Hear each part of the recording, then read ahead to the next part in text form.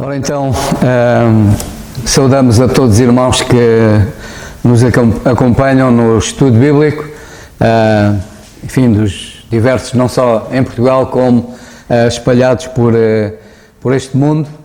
Saudamos a todos com um forte abraço e vamos então fazer a leitura do capítulo 4 da Carta aos Colossenses, a qual estamos estudando, e que diz assim a palavra do Senhor: Vós, senhores, fazei o que for de justiça e equidade a vossos servos, sabendo que também tendes um Senhor nos céus.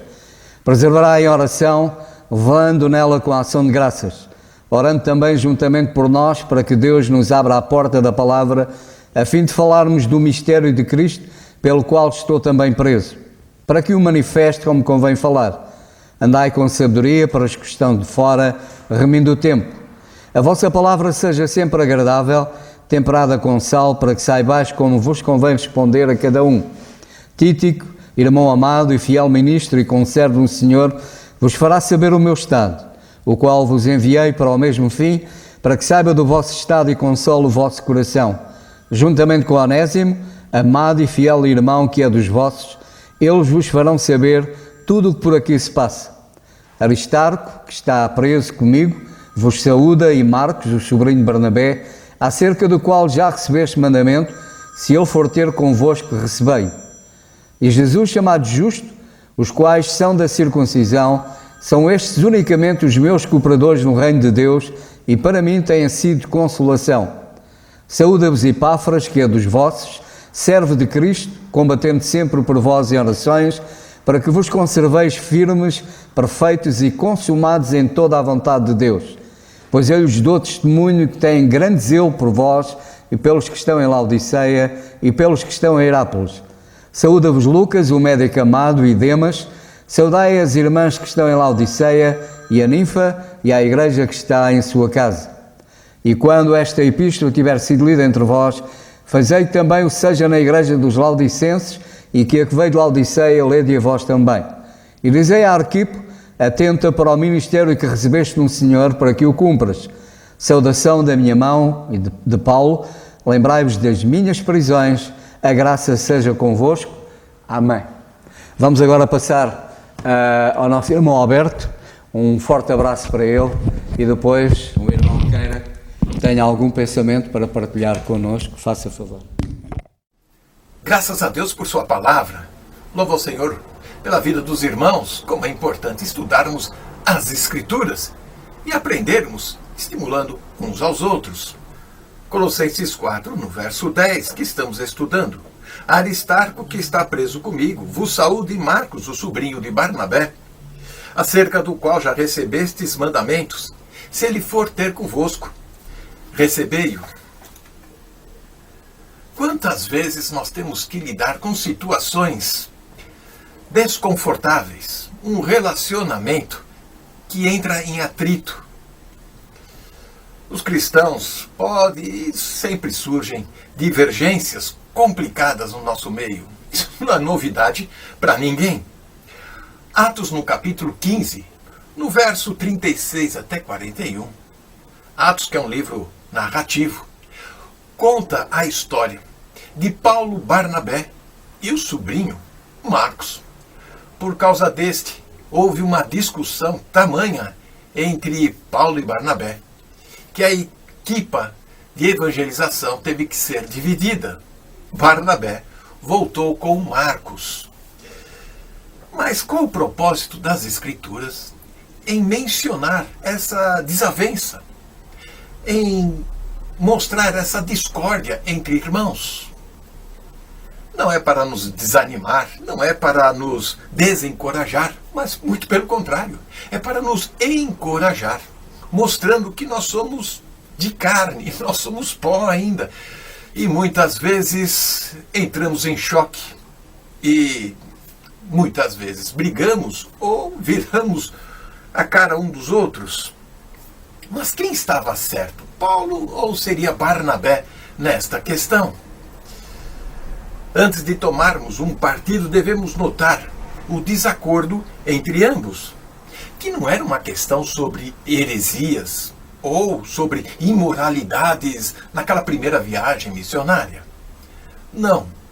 Simplesmente o jovem Marcos, saudoso da sua casa, ou medroso com relação à missão que estava assumindo, deserdou o grupo, e isso provocou em Paulo, pois o apóstolo Paulo ele era de uma personalidade um pouco mais firme, talvez baseando num princípio que está em Marcos, no Evangelho de Lucas, capítulo 9, no verso 62, nós vamos encontrar: ninguém que lança a mão do arado e olha para trás é apto para o reino de Deus. Lucas 9,62. Talvez Paulo tivesse esta determinação na sua missão. E ai de mim se não pregar o Evangelho, conforme 1 Coríntios 9, no verso 16. Porém, olhando para o outro lado, a figura de Barnabé, conhecido como o filho da consolação, conforme Atos 4, 36. Veja que no capítulo 9 de Atos, verso 26, 27, apresenta um Barnabé que apoia, que incentiva, que encoraja. E ele mesmo contornou uma situação com os discípulos para agregar, trazer Paulo e referendar o testemunho do apóstolo Paulo, a sua conversão. Muitas vezes nós agimos de forma áspera com os irmãos, mas Barnabé, olhando talvez para Gálatas capítulo 6, sim, foi Paulo que escreveu, mas este sentimento permeava a personalidade de Barnabé. Irmãos, se algum homem chegar a ser surpreendido em alguma ofensa, vós que sois espirituais, encaminhai o tal em espírito de mansidão, olhando por ti mesmo, para que não sejas também tentado. Provavelmente, este era o espírito de Barnabé. Colossenses 3,13. Encontramos: suportando-vos uns aos outros e perdoando-vos uns aos outros. Se alguém tiver queixa contra o outro, assim como Cristo vos perdoou, assim fazei vós também. O pecado passado, o pecado fracassado de antes, não pode impedir que você siga adiante no presente e tenha sucesso no futuro. Tiago 3, no verso 2, diz que nós, muitas vezes, tropeçamos em muitas coisas. Tropeçamos e, se caímos, levantamos. Não podemos ficar prostrados. Temos aqui dois homens valorosos, comprometidos com Cristo e, mais do que isso, discordando sobre a aplicação de princípios bíblicos. A atenção é que Paulo estava colocando uma expectativa muito acima, enquanto que Barnabé, ele estava tentando contornar e carregar a situação de modo mais natural, permitindo uma reação, uma assimilação dos erros e do crescimento. O que devemos aprender com toda esta situação? Podemos aprender que precisamos resistir ao desejo de tomar partido numa discussão de fulano ou de ciclano. Lembrando sempre que no julgamento, normalmente, nos equivocamos. Reconhecer que divergências sempre existirão, infelizmente. Mas a visão idealista de uma igreja, a visão idealista dos irmãos, esta sim pode trazer frustração. Sabemos que as expectativas elevadas é a mãe das grandes frustrações. Descanse na providência divina. Peça orientação pelas Escrituras para lidar, para ter sabedoria de superar um relacionamento machucado, um relacionamento de atrito. Lembre-se que a diferença, ela não pode causar maior discórdia do que o amor e a unidade, tão essencial para a nossa fé. Lembre-se, Gênesis 50, no verso 20, José, falando com os irmãos: vós intentaste o mal, mas Deus inverteu isto para o bem. Romanos 8, 28, todas as coisas colaboram para o bem. Nós temos que entender e não permitir que a discordância seja rígida demais, forte demais, a ponto de não permitirmos uma revisão sobre o caso e mostrarmos também humildade na situação. Que o Senhor dê cada vez mais amor e compreensão para podermos lidar com discórdias, divergências e diferenças. O Senhor nos abençoe. Amém. Graças a Deus por aquilo que nós ouvimos, e eu particularmente dou graça, em primeiro lugar quero saudar também a todos, e um abraço para o irmão Alberto, particularmente dou graças a Deus por aquele pensamento muito importante, foram todos, mas aquele pensamento muito importante que perante divergências, diferenças, não devemos tomar partidos. Isso é muito importante. Sabem que tomar partidos é uma manifestação de carnalidade. O apóstolo Paulo, quando escreveu aos Coríntios, eles tomaram partidos. Eu sou de Paulo, eu sou de Cefas, eu sou de Apolo. A igreja estava dividida, porque as pessoas tomaram partidos. E eu dou graças a Deus porque ali no caso de Paulo e Barnabé, não me parece ver alguém tomar partidos. O que é muito bom, isso é muito sábio. Que nós, de facto, nunca tomemos partidos, mas oremos. E muitas vezes as diferenças ou divergências podem ser fruto das próprias circunstâncias em que ambas as partes não estejam necessariamente em si erradas. Ambos estão a tentar fazer o melhor, só que às vezes a coisa, enfim, e então é preciso muita oração da parte de quem está a observar e não estar a tomar partidos. Em Colossenses 4.10, e ainda estamos em Colossenses 4.10, eu gostava de vos falar agora hoje sobre Barnabé. Já ouvimos alguma coisa sobre Barnabé, mas eu gostava de salientar alguns aspectos de Barnabé que não foram referidos. Bem, em primeiro lugar, como vocês certamente já notaram, Barnabé quer dizer filho da consolação. Isso já foi referido. O que é importante compreender é que uma pessoa só pode ser, de facto, consolação pelas Escrituras. Porque a Bíblia fala na consolação das Escrituras. E vocês vão de reparar que Barnabé era um homem da palavra. Não sei se já repararam nisso. Barnabé era um homem das Escrituras. Aliás, ele era poderoso nas Escrituras também. E, portanto, não admira que quando nós vemos alguém familiarizado com as Escrituras, se tornar uma consolação para os outros. Que é exatamente isso que a Bíblia faz. Quando eu sou consolado por Deus, eu depois, como lemos na segunda carta aos Coríntios capítulo 1, eu depois também me torno uma consolação com a mesma consolação que eu recebi. E é isto que nós vemos na vida de Barnabé.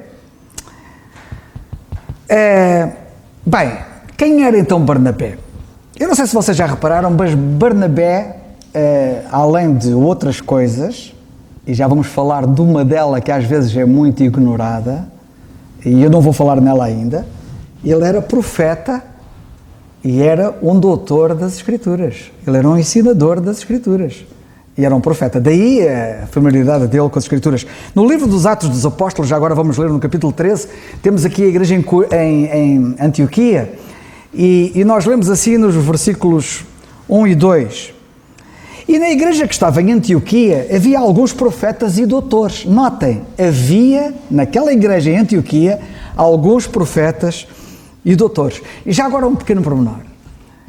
Notem o plural. Profetas, doutores. Não havia lá um profeta e um doutor. Bem-aventurada é a igreja que tem vários profetas e que tem vários doutores. Bem-aventurada é a igreja em que os dons são vários, são diversos. É muito importante para a igreja. Eu já uma vez preguei aqui na igreja sobre a pluralidade dos pastores e a importância de haver pluralidade de pastores numa igreja. Mas a pluralidade de ensinadores e de pregadores ou profetas é também muito importante. A igreja é mais enriquecida com os diversos dons. Como vocês sabem, cada irmão tem uma maneira peculiar de apresentar a verdade de Deus. Não são todos iguais, têm a sua própria maneira, têm o seu próprio dom. É como Deus os fez. E isso dá uma riqueza imensa à igreja. Nós temos, pela graça de Deus, temos razões para dar graças a Deus aqui na igreja, aqui dentro do Conto, porque o Senhor nos tem brindado com pluralidade nesta matéria. E claro que a igreja é enriquecida, como não podia deixar de ser. Na igreja que estava em Antioquia havia então alguns profetas e doutores, plural, a saber, Barnabé, logo à cabeça. Estão a ver? Barnabé era um profeta e doutor. Barnabé, depois temos Simeão, chamado Níger, e Lúcio, Cirneu e Manaém, que fora criado com Herodes, o tetrarca, e Saulo, que era Paulo, e servindo eles ao Senhor. Uma coisa muito importante, e já agora deixai-me dizer isto, que eu não posso deixar de dizer isto. O que é que adianta um indivíduo ser profeta? O que é que adianta um indivíduo ser doutor ou ensinador da Bíblia se não servir? O cemitério, eu já disse isto várias vezes, o cemitério está cheio de dons enterrados que não foram usados. É uma pena tão grande termos irmãos capazes, irmãos dotados pelo Senhor para fazer a obra do Senhor, mas ficaram dotados e não fizeram a obra, não serviram. Mas acerca destes nós lemos, servindo eles ao Senhor. E eu gosto disto. Irmãos dotados, mas que servem. Tu que me estás a ouvir, também és um dotado do Senhor. Não há ninguém que não tenha recebido um dom do Senhor. Basta sermos um membro do corpo para termos uma função no corpo.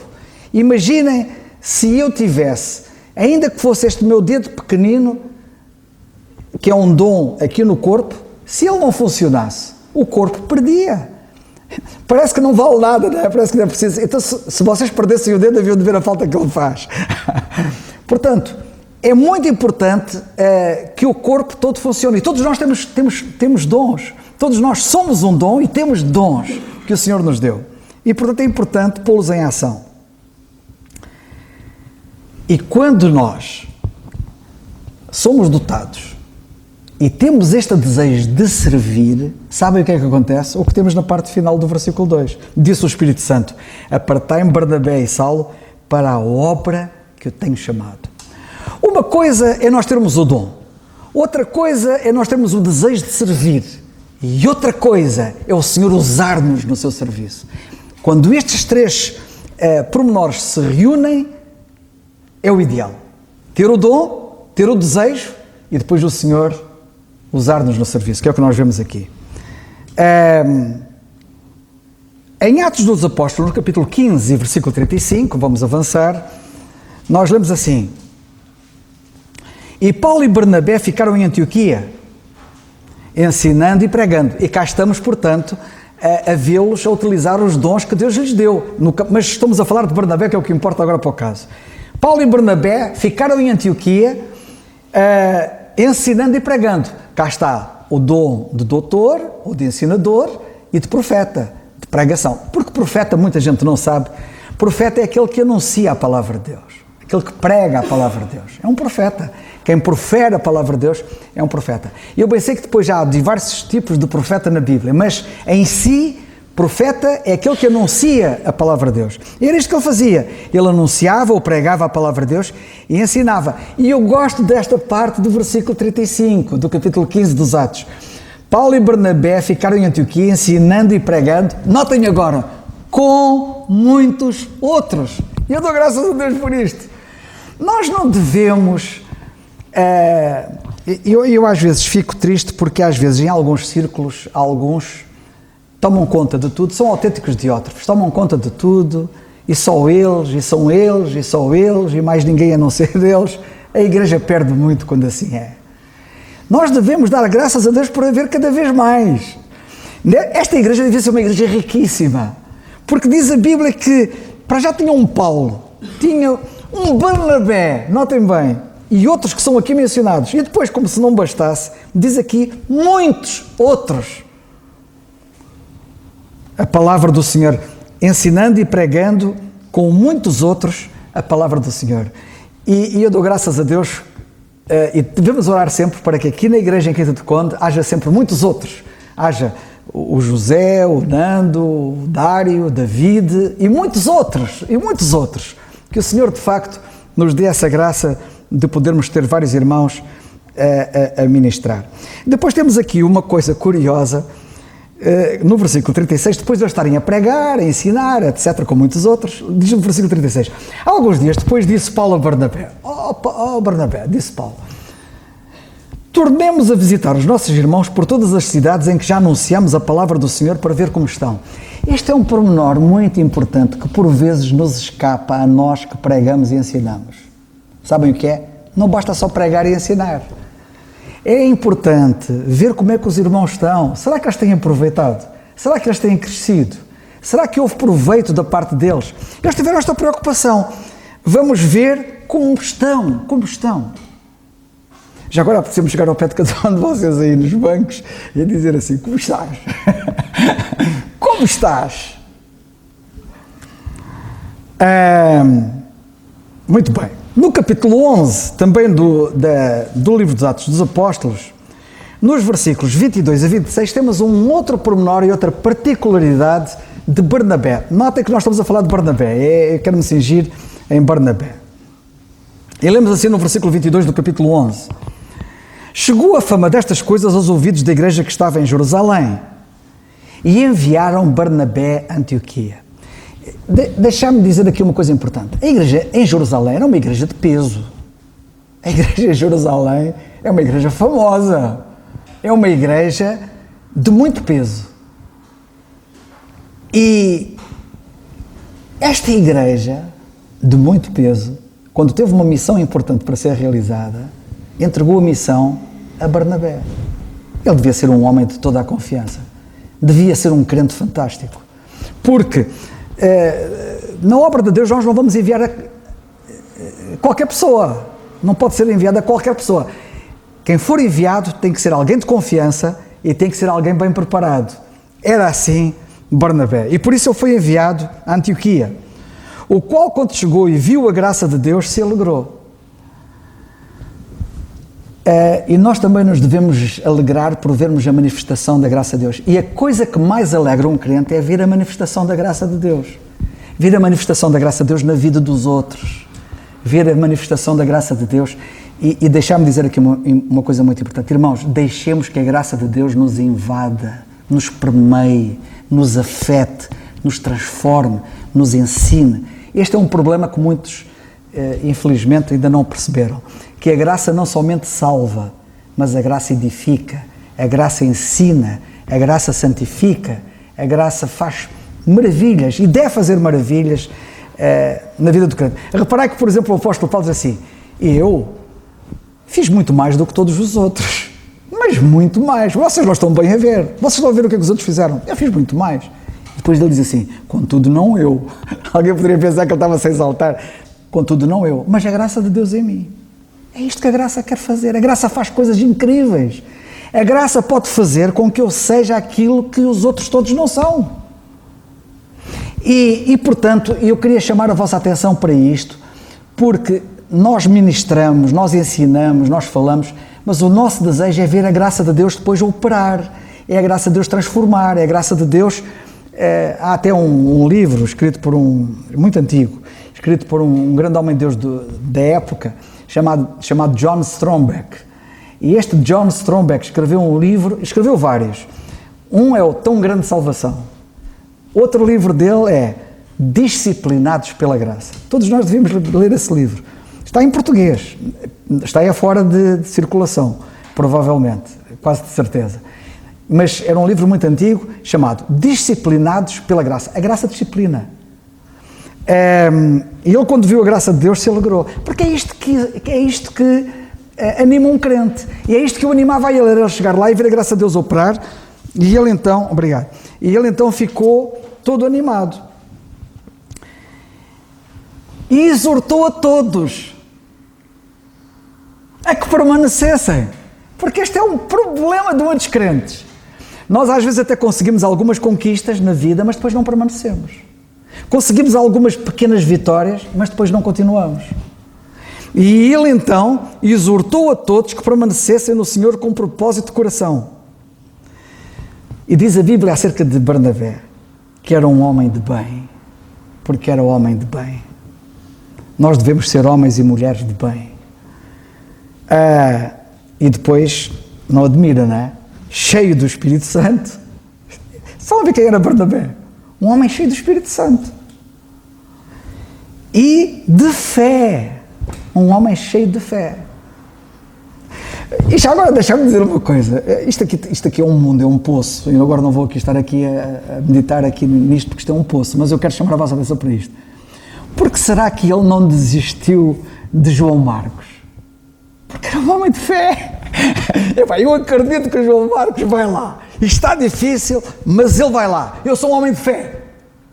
Compreendem? E eu creio que foi isso. Um homem de fé. E muita gente se uniu ao Senhor. Eu costumo dizer, aliás, há dias eu publiquei isso, que o melhor amigo, um bom amigo, sabem, vocês sabem definir um bom amigo? Sabem o que é um bom amigo? Um bom amigo, um verdadeiro amigo, é aquele que nos aproxima do Senhor. Pai, não nos enganemos. Eu não sei qual é o conceito que as pessoas têm de amigo, mas biblicamente um bom amigo é quem nos aproxima do Senhor. Se eu tenho alguém, é que eu chamo de amigo, que me aproxima do Senhor, é um bom amigo. É um verdadeiro amigo. Se eu tenho alguém a quem eu chamo de amigo, mas que me afasta do Senhor, estou a ser enganado. Eu não estou a ter um verdadeiro amigo, não estou a ter um bom amigo. E ele, por causa dele, da ação dele, do ministério dele, lemos na Bíblia que muita gente se uniu ao Senhor. Este homem atraía as pessoas ao Senhor. Levava as pessoas para o Senhor. Isto é que é um bom amigo. Não admira o apóstolo Paulo e ele andarem tão juntos e sempre juntos. Tiveram aquele problema. Os amigos às vezes também têm problemas. Os amigos às vezes também têm problemas. É preciso saber depois de ultrapassar os problemas. Mas ele era um bom... Não é por acaso que ele andava com Paulo. Era um bom amigo. E partiu Barnabé para Tarso a buscar a Saulo.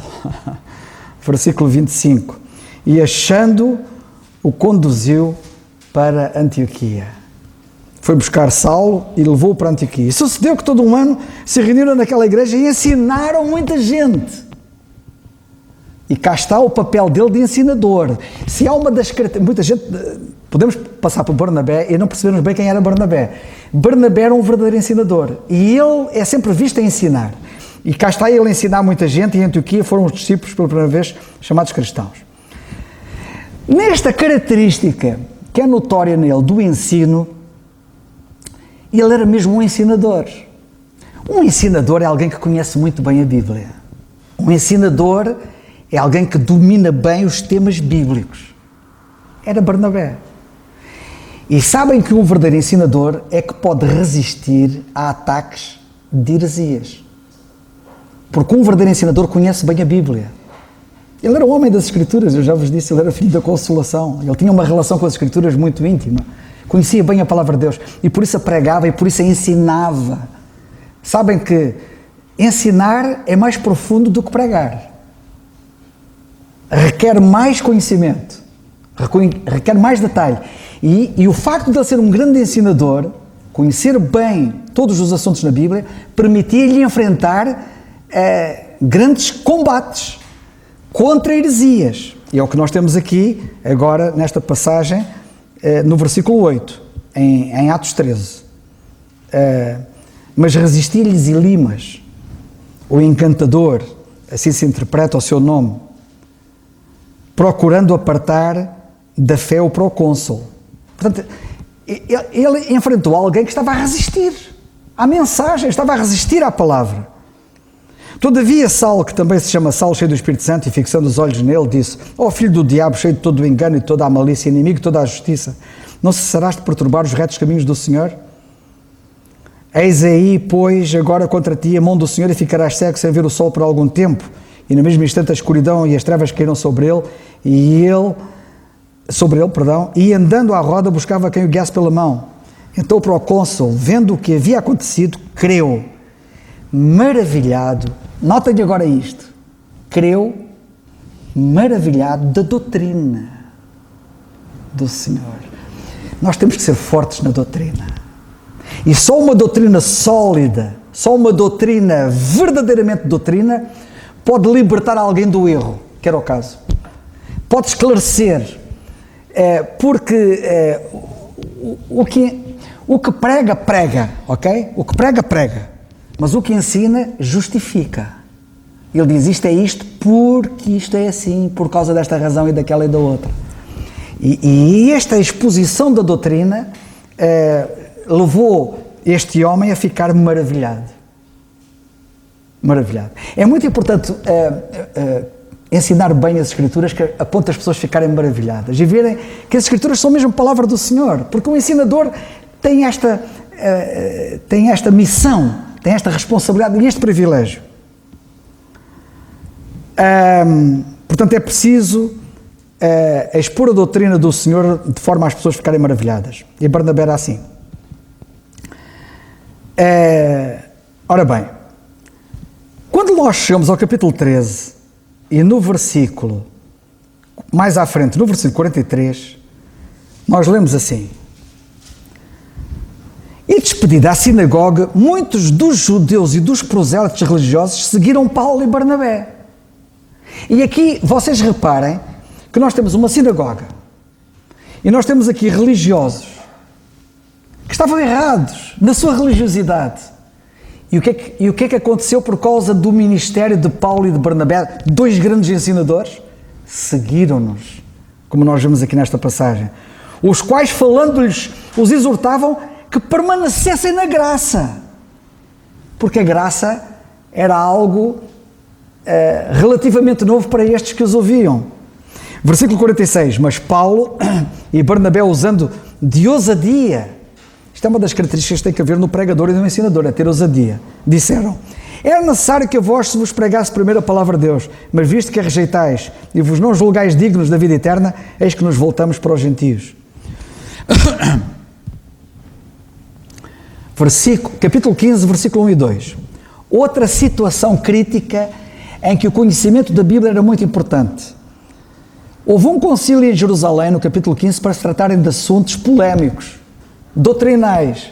E nos versículos 1 e 2 lemos assim: então alguns que tinham descido da Judeia ensinavam assim aos irmãos: se vos não circuncidardes conforme o uso de Moisés, não podeis salvar-vos. O quê? Isto requeria ação. Quem é que foi para a ação? Para o combate? Para mostrar que aquilo estava errado? Barnabé. Tendo tido Paulo e Barnabé não pequena discussão e contenda contra eles, resolveu-se que Paulo e Barnabé e alguns dentre eles subissem em Jerusalém aos apóstolos e aos anciãos sobre aquela questão. Eram indivíduos para tratarem de questões, porque tinham capacidade para isso, tinham conhecimento para isso. Eles conheciam bem as Escrituras, eram autênticos ensinadores. Outro pormenor importante: Barnabé, e isto é muito importante, era um homem piedoso. Sabem que uma pessoa piedosa é uma pessoa que anda em comunhão com Deus. É muito importante um indivíduo ser bom pregador, ser bom ensinador, dominar os temas das Escrituras, ter ousadia para poder tratar deles, em casos difíceis, que era o caso que eu referi aqui atrás, mas é importante ele ser um exemplo. Ser um homem piedoso, um homem que anda com Deus. Barnabé andava com Deus. Como é que eu sei que Barnabé era piedoso e andava com Deus? Sabem como é que eu sei? No capítulo, no versículo 50 de Atos 15, acho que é no 50, mas vocês ajudem-me se eu porventura me enganei. O capítulo 15 tem 50 versículos, não tem? Então é no 13. Então é no 13, provavelmente. E peço desculpa por esta falha, mas é no 13. Exatamente. No capítulo 13, no versículo 50, nós lemos assim: vocês vão ver que ele era um homem perseguido. Versículo 50. Mas os judeus incitaram algumas mulheres religiosas e honestas e os principais da cidade e levantaram perseguição contra Paulo e Barnabé e os lançaram fora dos seus termos. O que é que diz o apóstolo Paulo quando escreve a Timóteo na segunda carta, no capítulo 3 e versículo 12? E também todos os que piamente querem viver em Cristo Jesus padecerão perseguições. Quem quer viver piamente em Cristo Jesus vai padecer perseguições.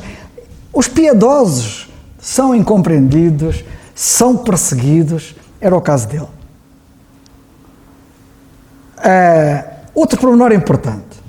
Em Atos dos Apóstolos, no capítulo 14 e versículo 12, também lemos já acerca dele, e lemos assim: então toda a multidão se calou e escutava Barnabé e a Paulo, que contavam, não diz que era Paulo que contava, nem diz que era Barnabé que contava, contavam ambos. Contavam com grandes sinais e prodígios que Deus havia feito por meio deles entre os gentios. Ele tinha algo que contar. E a minha pergunta é: de tu andares em comunhão com Deus, tens algo que contar ou não tens nada para contar? Porque nada acontece na tua vida, na tua experiência. Eles tinham muito para contar. E temos aqui os dois a contarem muito. Porque de facto eles andavam com Deus e as experiências iam sucedendo umas após outras e eles tinham muito que contar. É uma boa pergunta para nós colocarmos a nós próprios. E por último, vou terminar, tenho que terminar rapidamente, senão o nosso José não diz nada e ele vai dizer, mas quero dizer o seguinte. Barnabé era um crente do reino. Ele fazia parte da dispensação anterior. E ele passou a ser membro do corpo de Cristo. Tem havido uma grande discussão, isto é mais uma discussão, doutrinal, de curiosidade da parte de alguns, se os crentes que vinham da dispensação anterior, quando a nova dispensação da graça começou, se eles foram introduzidos na dispensação da graça, ou não, se passaram a pertencer ao corpo de Cristo, que começou a formar-se, ou não.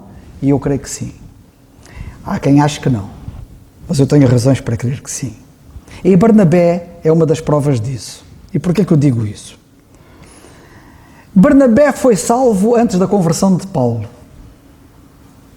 Portanto, ele era um crente da dispensação anterior, porque a nova dispensação da graça começou com Paulo.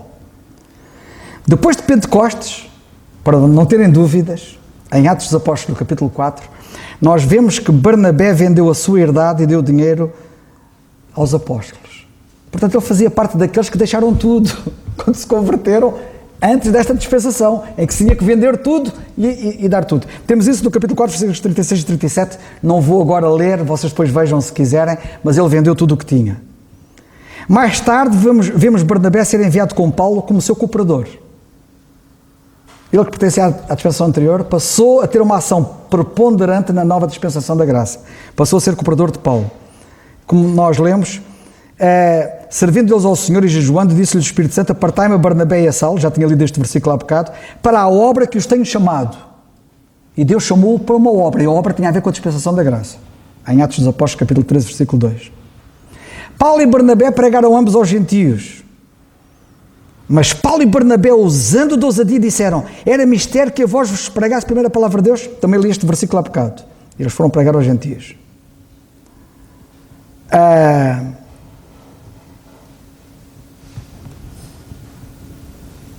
E depois nós temos mais exemplos acerca disto, mas posso-vos falar também de, por exemplo, de Silas, que era um outro exemplo, que veio da dispensação anterior e que se torna um grande cooperador do apóstolo Paulo. E temos o caso de Apolo, que, como vocês sabem, quando conheceu Áquila e Priscila, e ele só conheceu o batismo de João, que era o que tinha a ver com a dispensação anterior. E Apolo e Priscila tiveram que lhe explicar detalhadamente as coisas que tinham acontecido com a introdução da dispensação da graça. Apolo, um judeu, que conhecia apenas o batismo de João, até lhe ser mostrado mais pontualmente o caminho de Deus, como lemos na Bíblia, em Atos 18, versículos 24 a 26. O que é que devemos fazer mais tarde, Apolo? Diz Paulo aos Coríntios, que ele semeava e Apolo regava. Portanto, ele estava na mesma obra da dispensação da graça. Agora, regava o que Paulo tinha plantado, sendo um com Paulo. Na carta aos Coríntios, na primeira carta, capítulo 3, versículos 6 a 8, nós vemos isso. Depois temos Andrónico e Júnia, que foram antes de Paulo em Cristo, e que Paulo fala deles na carta aos Romanos, no capítulo 16, mas que depois se tornaram seus companheiros na prisão e seus cooperadores. Lemos isso no capítulo de Romanos 16, 7. E temos mais exemplos que eu agora não vou aqui falar. Só vou terminar dizendo o seguinte. E depois sobre Barnabé, eu não disse, né? Mas como vocês sabem, quando Paulo teve que mostrar o seu apostolado, como ele escreve na carta aos Gálatas, quando ele foi a Jerusalém, ele levou Barnabé com ele. E ele disse, tomando Paulo consigo, o trouxe. Então Barnabé, tomando Paulo consigo, o trouxe aos apóstolos. Isto é no capítulo 9, na fase inicial. Mas depois, no capítulo 2 e versículo 1, lemos: depois, passados 14 anos, subi outra vez a Jerusalém com Barnabé, levando também comigo Tito. Com quem é que ele leva com ele? Para mostrar o apostolado dele diante dos 12, que tinham a ver com a dispensação anterior, levou Barnabé. E conhecendo Tiago, Cefas e João, que eram considerados como as colunas, a graça que se me havia dado, deram-nos as destras em comunhão comigo e com Barnabé, para que nós fôssemos aos gentios. E eles já a circuncisão. Eles ficaram com a responsabilidade, os 12 ficaram com a responsabilidade de tratarem dos crentes da circuncisão, que eram judeus. Mas nós fôssemos aos gentios, Barnabé também. Lembrando-nos só, dizendo-nos só, recomendando-nos somente que se nos lembrássemos dos pobres. Naturalmente que os outros crentes tinham ficado pobres. Bem, para terminar, e isto é importante, a Bíblia diz na carta aos Efésios que o Senhor à Igreja deu uns para apóstolos, certo? Os apóstolos que o apóstolo Paulo na carta aos Efésios diz que Deus deu à Igreja, lemos isso no capítulo 4 da carta aos Efésios, são os apóstolos do corpo de Cristo. Deu uns para apóstolos, outros para profetas, outros para evangelistas, pastores e doutores. Temos ali 5 dons. O primeiro dos quais é apóstolos. Estes apóstolos não são os apóstolos dos 12. São os apóstolos que o Senhor deu para o corpo. Sabem? Querem saber qual é um dos apóstolos? E por isso é que eu disse quem era Barnabé. E eu disse, e depois digo-vos que ele tinha outro dom. Além de ser ensinador e profeta, ele era apóstolo. E no capítulo 12, versículo 25 dos Atos dos Apóstolos, lemos assim...